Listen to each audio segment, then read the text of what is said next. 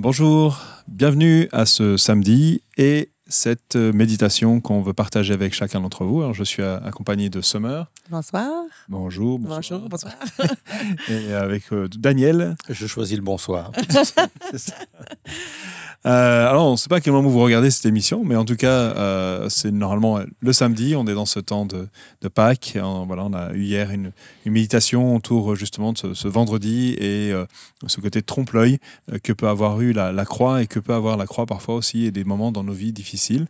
Et dans ce journée-là de samedi, c'est le seul temps justement où il ne se passe rien. On n'a pas vraiment d'éléments sur ce qui se passe ce jour-là. C'est vraiment le temps de silence. Et demain, on aura bien sûr dans nos temps de culte la célébration autour de Pâques. Mais ce que j'aime dans ces moments j'allais dire de ténèbres, puisque c'est le thème qu'on a eu pour ce temps-là. On est parti sur le côté ombre et lumière dans ce thème général sur ce temps de Pâques.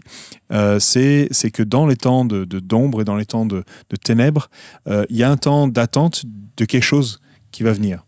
Et j'ai envie de dire qu'après chaque orage vient le soleil, après chaque nuit vient la lumière. Oui, c'est l'espérance en fin de compte.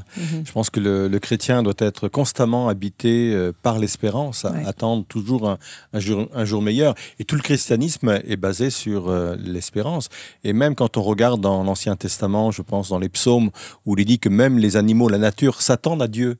Eux aussi vivent avec une notion d'espérance. Et je pense qu'en tant qu'enfant de Dieu, Pâques est là pour nous rappeler que oui, il y a l'aube nouveau qui arrive sans cesse dans la vie des chrétiens, quoi. Ouais. C'est une belle promesse parce que je sais que parfois, pour ceux ou celles qui parfois se réveillent dans la nuit, mais c'est juste avant l'aube, on entend déjà les oiseaux. Donc, ils savent que le jour arrive, ils savent que le soleil va se lever, même si ça semble timide, même si c'est couvert par les nuages. Les oiseaux savent que ça va venir. Et leur chant annonce, c'est comme un pas de foi. Alors qu'ils savent avec certitude, on ne voit pas encore la lumière, mais on sait que le soleil va venir. Il n'y a jamais eu un jour où le soleil ne s'est pas levé. Donc, on sait que le soleil va venir. Et c'est ça, cette certitude que nous avons aussi dans notre foi. On sait que d'une manière ou une autre, le soleil va se lever parce que même la parole nous dit que le soleil se lève sur les justes. Donc, on sait que ce moment viendra. La forme est entre les mains de Dieu. Donc, parfois, on imagine les choses et on peut ne pas voir quand il est en train d'agir parce qu'on imagine comme ça, alors que peut-être Dieu, elle a un autre plan et il va agir comme ça. Mais le jour va se lever, c'est sûr et certain. C'est-à-dire, c'est la première chose que Dieu va créer. C'est la lumière, en séparant la nuit du jour. Et souvent, c'est vrai que nous, on s'en rend moins compte aujourd'hui puisqu'on a la technologie qui nous apporte la lumière de façon assez constante. Mais pendant très longtemps, la nuit, c'était un temps de crainte, on ne discernait pas ce qui se passait autour de nous. Et du coup, c'était un temps de désespoir, de crainte, de cauchemar. Il y avait toute une notion. D'ailleurs, très longtemps, la nuit, c'était un moment, on dit l'heure du crime. Il y avait tout un côté assez angoissant. Oui, parce qu'en effet, en fin de compte, ce qui est intéressant, c'est que nos yeux, en fin de compte, ont été créés pour le jour. En fin de compte, nous, êtres humains, on a été créés pour le jour. Donc, on attend tous le jour. Mais effectivement, la nuit, c'est... À part pour ceux qui font des méfaits, mais à part ça, nous, on préfère vivre. Voilà, nous, on se repose la nuit et on vit la journée. Et ça me fait penser au texte de la Bible qui dit que le guetteur, le soldat, compte sur le jour, quoi. Parce qu'effectivement, c'est même dangereux pour lui de veiller pendant la nuit, mais il sait, comme tu le disais, Summer, que le jour va venir. Et je pense que ça, c'est une parole d'espérance pour tous les auditeurs aujourd'hui. C'est le jour, de toute façon, vient dans la foi, dans l'évangile. C'est le principe même, le jour va venir un jour, c'est qu'à te le dire. C'est l'aube, le temps de cette aube. Et d'ailleurs, la prochaine aube après le samedi, c'est le dimanche. Et ça va être là où ils vont constater la résurrection. Et il y a, je veux dire, peu importe les situations qu'on en aura, il y aura toujours une aube à notre vie. Et même d'ailleurs, j'allais dire, à notre fin de vie. Je pense que l'Église est toujours aussi dans cette attente. Alors, soit que nous allions nous-mêmes quitter cette terre par la mort, ou que Christ revienne et vienne à notre rencontre. Et j'aime le fait aussi qu'il viendra, et lorsqu'il dit, mais il viendra dans les cieux, avec ce côté je suppose, ce côté lumineux, quand on pense au ciel, on pense au jour, on pense aux astres. D'ailleurs, peut-être je me faisais la réflexion, c'était que même dans la nuit, il y a la lune, très souvent. Et la lune, c'est la réflexion du soleil. C'est déjà comme un point de repère disant le jour, le soleil est encore là. C'est un espoir qui apparaît, tout à fait, même la nuit, pendant la nuit. Et ça éclaire malgré tout dans ces moments-là. Et ça peut être un soutien, ça peut être...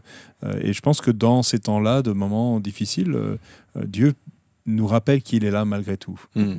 Comme dit, il ne sommeille pas. Il ne dort ni ne sommeille. Et que même dans ces temps-là, dans les moments de nuit, on peut se reposer sur lui. Et même, Daniel, tu avais dit avant le sermon par rapport à l'œil qui est fait pour le jour, la lumière. Et Dieu a aussi créé l'œil avec ses capacités, même dans la nuit, à percevoir la lumière. Donc, c'est comme avec la lune, avec les étoiles. OK, le soleil n'est pas là, mais j'ai des petites pointes de lumière qui me donnent un point de référence, qui m'aident à savoir où m'aiguiser.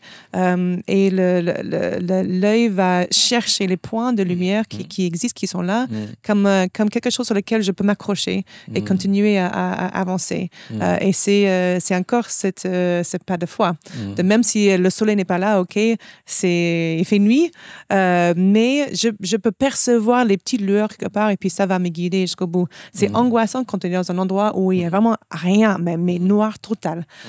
Et c'est même étrange de dire si l'œil est ouvert ou fermé, ça ne change rien parce que c'est noir dans noir. Et c'est dans les moments-là où on ne peut que crier au secours, Seigneur, parce que je ne vois rien du tout. Et il y a des moments, parfois, on peut avoir l'impression dans la vie où on n'a aucune lumière, aucun point de repère, tout est masqué. Et je vais où? Je suis où? Qu'est-ce qui se passe? Et c'est là où la foi avec l'œil ouvert ou fermé, on voit rien. Je m'accroche à la main de Dieu pour qu'il me guide, comme dans le jeu où on a les yeux bandés, puis on doit avancer petit à petit sans rien voir. Mais je crois que dans la plupart des cas, Dieu nous donne les petits signaux de lumière sur lesquels on peut s'accrocher pour faire confiance qu'il agit, qu'il est en train de venir. Et ce que j'aime avec cette idée de l'aube, ou juste avant l'aube, c'est le fait que, OK, je crois que le jour vient. Et un nouveau jour apporte tellement de potentiel. Tout peut venir dans un nouveau jour.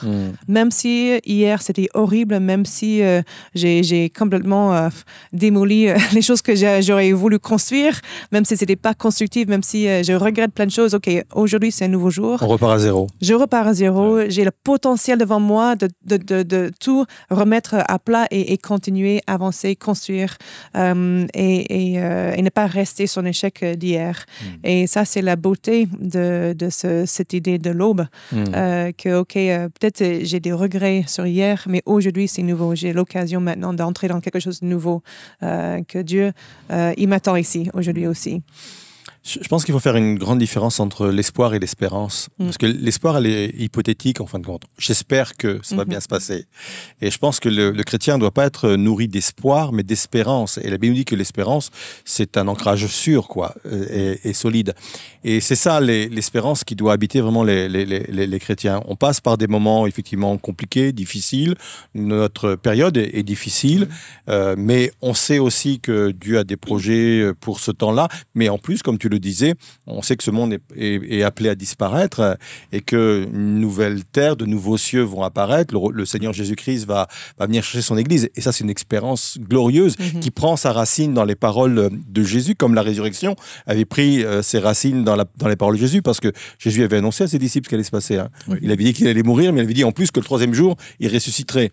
Mais personne n'a attrapé cette parole d'espérance, quoi. Et je pense qu'ils auraient passé ce cap plus facilement qu'ils ne l'ont fait, quoi.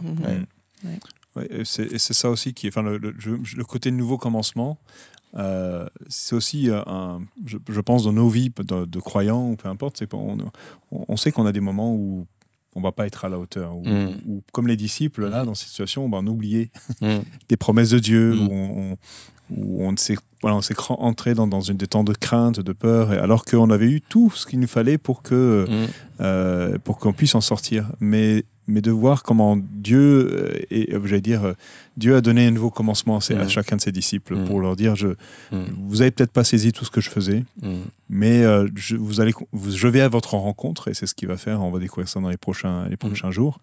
Et il y avait ce nouveau commencement, un moment dans lequel Dieu peut faire quelque chose que nous pensions que notre condition, notre manque de discernement peut nous avoir disqualifiés, mais en fait, de voir comment Dieu, lui, donne une nouvelle chance à chacun d'entre nous, c'est toujours quelque chose qui vient. Et j'allais dire, chaque matin, c'est ça que j'aime bien, c'est qu'on peut venir devant Dieu. Et j'aime même cette idée de David qui disait, je vais réveiller l'aurore, je vais aller à la rencontre, je peux provoquer en moi, même si je suis dans les ténèbres, mais je vois déjà la lumière parce que j'ai cette foi que Dieu est en train d'agir, va agir, et j'attends ce temps-là dans lequel il va commencer quelque chose de nouveau en nous, à travers de nous. Et c'est important, et je pense que peut-être pour plusieurs, c'est aussi un moment de dire, mais oui, aujourd'hui, jusqu'à présent, j'ai vu les ténèbres, je suis dans la nuit, je veux discerner les points de lumière dans lesquels Dieu est en train de me parler. Ça peut être une parole, ça peut être parfois une image, quelque chose dans lequel il nous parle personnellement, qui nous permet de tenir à travers la nuit et même, j'allais dire, susciter en nous suffisamment de foi pour aller à la rencontre et par notre louange, par notre adoration, par ça, de voir déjà la lumière de Christ en nous, à travers nous, malgré peut-être un environnement qui reste obscur. Et c'est peut-être la parole d'espoir qu'on doit donner, la parole d'espérance qu'on doit donner à quelqu'un ce soir. Si les choses sont ténébreuses autour de cette personne, si c'est compliqué, c'est une loi, en fin de compte, un principe biblique immuable. C'est comme tu le disais, Sommer, le jour se lève, forcément. Et c'est peut-être la parole à laquelle il faut s'accrocher ce soir. Le jour va se lever, forcément. Et c'est là notre espérance. Il y a des jours nouveaux. À la fin, c'est meilleur qu'au début. C'était le cas pour les noces de Cana, quoi. Il a gardé le meilleur pour la fin. Dieu garde le meilleur pour la fin. Très bien. Et la fin n'est pas encore terminée pour nous. Non. Voilà, en tout cas, prenez ce temps, priez par rapport à ça. Attendez-vous, lisez peut-être la Bible avec ce regard nouveau aujourd'hui. Partagez, échangez aussi si vous êtes avec des amis, avec des proches. Et on vous donne rendez-vous demain pour le temps de culte à 9h et à 11h. On va avoir un temps spécial. N'oubliez pas de vous inscrire d'ailleurs si vous ne l'avez pas fait. Et de pouvoir nous attendre justement à ce que Dieu veut faire aussi dans cette journée spécifiquement. On continuera à être sur ce thème, ombre et lumière. Et on prendra aussi la Sainte Seine. Et on prendra la Sainte Seine qui est d'ailleurs... Le moment que Jésus rappelait en disant, voilà, vous le prenez aussi avec cette annonce. Faites-le jusqu'à ce que je revienne, jusqu'à ce qu'il revienne. Donc, à chaque fois qu'on prend une scène, en fin de compte, c'est une de moins jusqu'au retour de Jésus. Quoi. C'est ça. Exact. Donc, on est vraiment dans cette espérance aussi de ce que le retour du Seigneur, de sa venue à notre égard. Et ça change tout. La façon dont on vit ces moments-là, c'est temps de fête aussi, de réjouissance pour ce que ça nous apporte en tant qu'espérance, mais aussi en attendant déjà de ce qu'on va vivre tous ensemble. Donc rendez-vous demain, on aura encore une dernière et aussi rendez-vous en ligne lundi autour d'un temps de célébration justement pour pouvoir se réjouir et en chant pour tout ce que Dieu fait dans nos cœurs et dans nos vies. Alors rendez-vous à demain, bonne fin de journée ou de soirée à chacun d'entre vous, Daniel et Sommer. À bientôt. Et on vous donne rendez-vous demain.